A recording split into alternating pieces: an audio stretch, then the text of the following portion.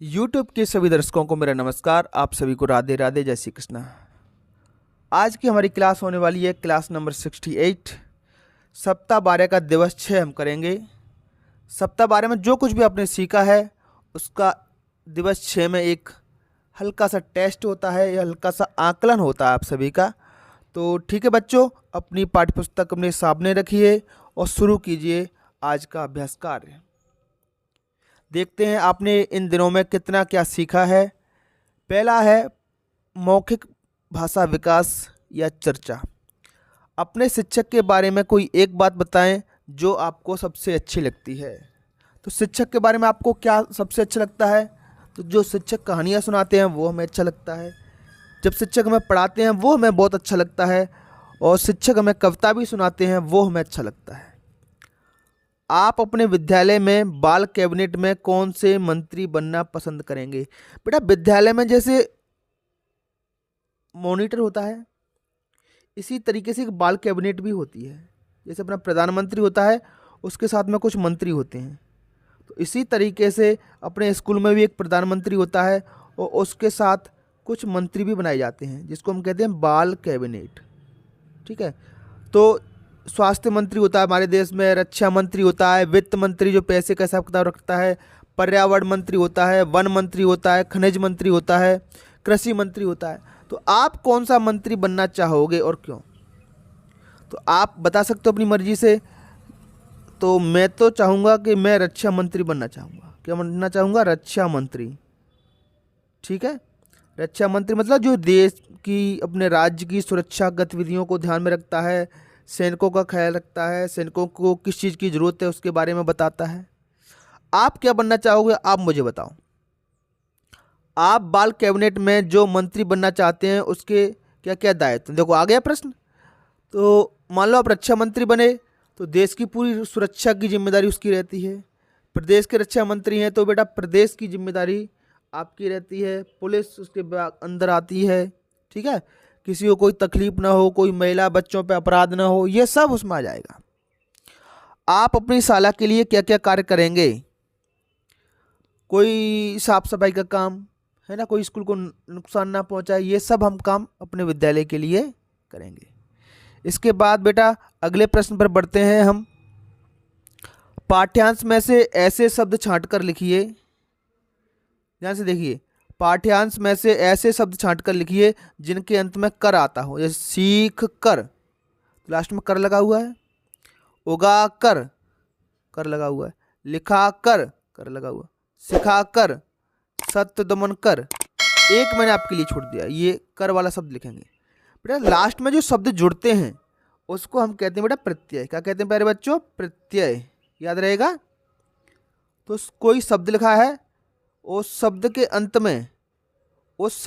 में अगर कुछ नया शब्द आपने जोड़ दिया है उसको हम कहते हैं प्रत्यय। अच्छे से समझ लीजिए, प्रत्यय। देखो सीख कर, कर इस सब के अंत में लगा है तो कर प्रत्यय है इसमें बेटा। ठीक है, और अगर पहले कुछ लग जाए तो उसको कहते हैं उपसर्ग। पाठ्यांश की प्रत्येक पंक्ति के अंतिम शब्दों को लिखिए। कौन करेगा करके मेहनत, ये पंक्ति है पाठ की, तो लास्ट में क्या लिखा है? मेहनत।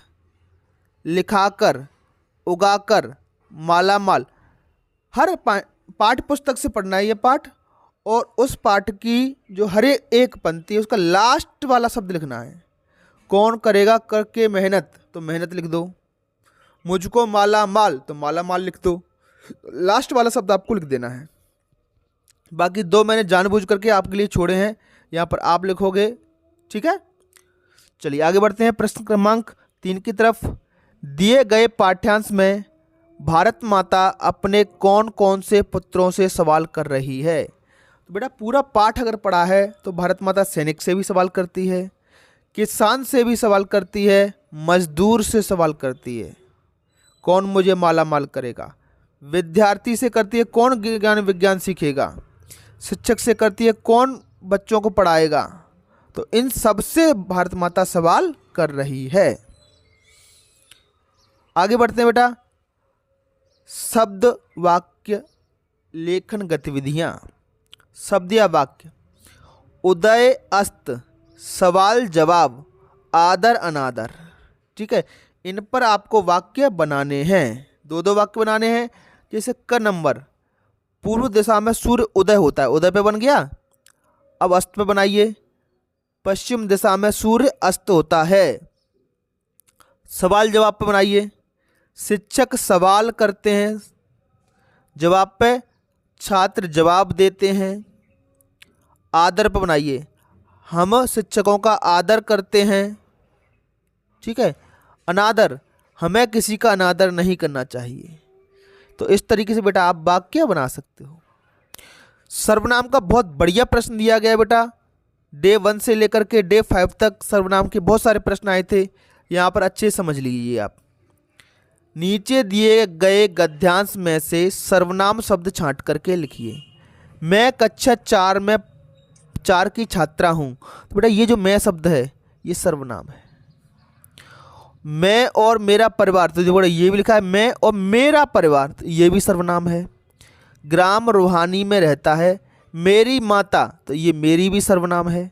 मेरी माता घर पर अकेली रहती हैं, वो घर का सारा काम कौन करता है काम? वो, तो वो भी बेटा सर्वनाम है।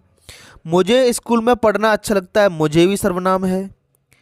हमारे गुरुजी, तो हमारे भी सर्वनाम है। और हमें शिक्षाप्रद, हमें भी सर्वनाम है। शिक्षाप्रद कहानियाँ सुनाते हैं, आज रास्ते में उन्हें, तो बेटा सर्वनाम है। एक पर्स मिला, उन्होंने, ये भी सर्वनाम है। उसे पुलिस थाने में जमा करवा दिया, तो ये सारे के सारे सर्वनाम हैं जिन पर मैंने गोला लगाया है। हम, तुम, वे, हमारा, उन्हें, हमें, उसको, उसका, उसकी, ठीक है, मुझे, मुझका, ये सब सर्वनाम होते हैं। ठीक है, और ये जो काम करने वाले होते हैं, वाक्य में जो कार्य करता है वो सर्वनाम है। ठीक है, जैसे मैं बाजार जाता हूँ, काम करना, कौन कर रहा है काम? मैं। या तो बेटा संज्ञा वाक्य का कर्ता बनती है या सर्वनाम बनता है, या तो किसी का नाम आएगा या फिर सर्वनाम आएगा। ठीक है, धारा प्रवाह पठन है बेटा, आपको पढ़ना है। विज्ञान ने मनुष्य को कई चीजें दी, इनमें प्लास्टिक भी एक है। दैनिक जीवन में हम इसका उपयोग अधिक होने लगा है। यह एक कृत्रिम पदार्थ, कृत्रिम मतलब अपने आप नहीं बना है, ये हमने बनाया है। जो चीज़ें हम बनाते हैं वो कृत्रिम कहलाती हैं, और जो चीज़ें अपने आप मिलती हैं वो प्राकृतिक पदार्थ। यह जल्दी नष्ट नहीं होता है। प्लास्टिक से थैलियाँ, डिब्बे, टेबल, कुर्सी, साज सज्जा का सामान आदि बनाए जाते हैं। बेटा इस बॉक्स में आपने जितने शब्द पढ़े हैं वो संख्या लिखेंगे, आपको यहाँ पर कुछ नहीं लिखना है। प्लास्टिक एक कृत्रिम पदार्थ है, 5 कृत्रिम पदार्थों के नाम लिखिए, है ना। तो बेटा इसका उत्तर ये है, ये इसको लिखना आप। जिस तरीके से कृत्रिम पदार्थ है प्लास्टिक, उसी तरीके से बेटा लोहा, लोहा बेटा लोहे की चट्टान होती है, उसको हम फैक्ट्री में ले जाते हैं, बहुत सारी प्रक्रिया होती हैं, उसके बाद लोहा हम बनाते हैं।